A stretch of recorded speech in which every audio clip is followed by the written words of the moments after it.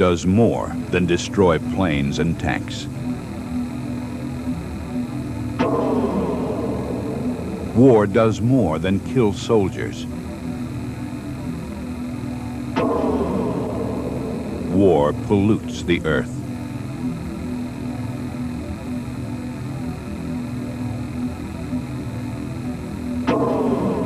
The refuse of war does not decay. It does not vanish. It only waits.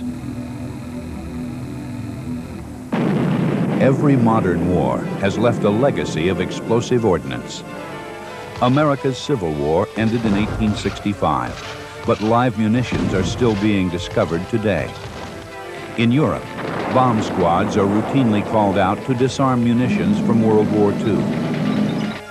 Right now, conflicts throughout the world are leaving the same deadly heritage. In Croatia and Somalia, in Afghanistan, Cambodia, and elsewhere, the threat of unexploded ordnance clouds the future. Without a well-planned, thorough program of explosive ordnance removal, today's wars may continue to claim victims into the next century and beyond. The last casualty of any war will probably be a child. Take the example of Iraq's invasion of Kuwait. During 7 months of occupation, the Iraqis buried millions of landmines. They stockpiled hundreds of thousands of tons of grenades, shells, and rockets in public buildings and in bunkers. Every shed and foxhole became an armory. When the Iraqis were driven out, the weapons remained. In historical terms, Iraq's invasion of Kuwait took place only yesterday. But already, explosive ordnance has claimed more casualties after the war than during it. How long will it be before the last deadly reminders of that conflict vanish? Many explosive devices become more dangerous as they age. Explosives leak or become unstable. Unforeseen reactions weaken containers or create new, more deadly chemicals. Safety devices corrode or break.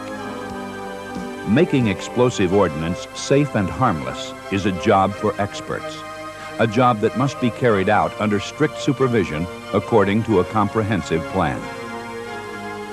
To meet the growing global challenge, retired United States Navy officer Chick Nixter pulled together the most highly trained group of explosive ordnance disposal experts in the world. With them, he founded a company called Explosive Ordnance Disposal World Services Incorporated. Their first priority was cleaning up the aftermath of the Iraqi invasion. We've been working there since November. Just counting what our company has removed, and we're part of a larger contract, our men have worked 108,000 hours. They've driven over 1 million miles. They've located and either removed or destroyed in excess of 9 million pounds of ordnance. One of EOD World Service's master technicians, Pat Warren, returned recently from the Gulf. He talks about some of the routine hazards of the job. The things we would find in the Iraqi battle positions over there was we would have to search for these grenades. They would put them up on a shelf. They would fuse them, although they're shipped separate, they would fuse them ready for war. And some of them had the pins straightened out, almost ready to pull. So this is one of the things you had to be very careful with it. Technicians like Pat Warren are not easy to find, but company president Mixter is not content just to hire previously trained personnel. He brings them up to an exceptionally high standard. We put together a list of 100 technicians. We figured out with that 100 technicians we had between 1,500 and 2,000 years of experience represented by those people. Even so, we wrote a very intensive training and certification program, and we make each of our technicians go through that and be certified on an annual basis. So I think that we can say that we're not only attracting the best people, but we're bringing them up to speed on today's ordnance and on the problems that we're facing in the various situations that we're asked to tackle. The result of this selection and training? A young company with superb capabilities and a growing reputation for safety and hard work. There's more, too. A sense of shared responsibility, a sense of pride.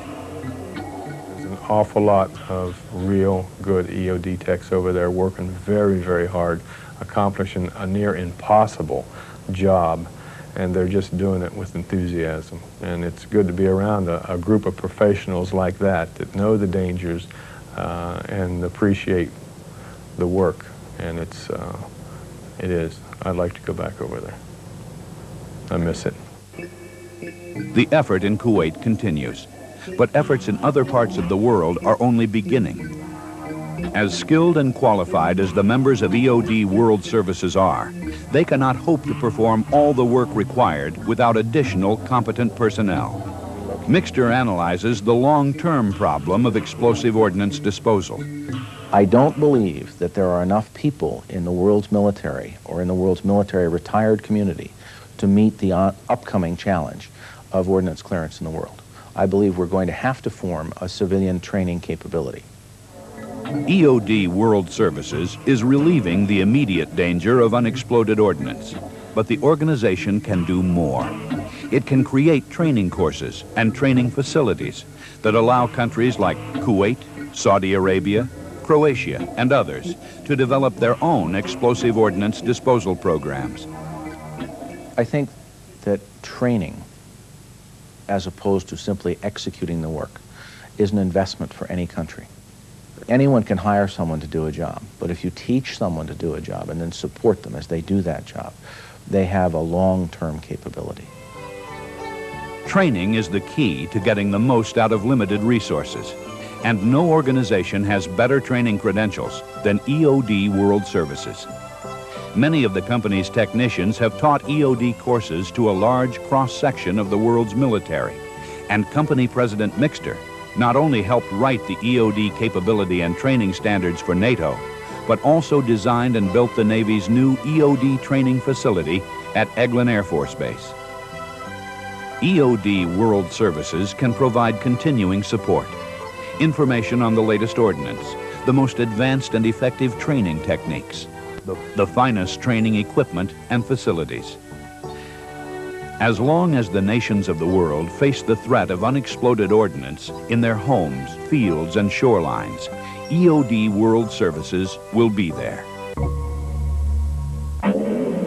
Explosive devices have long memories.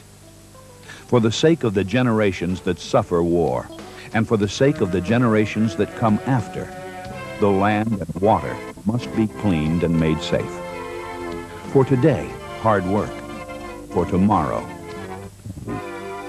present and future, EOD World Services Incorporated is dedicated to eliminating the last deadly remnants of war.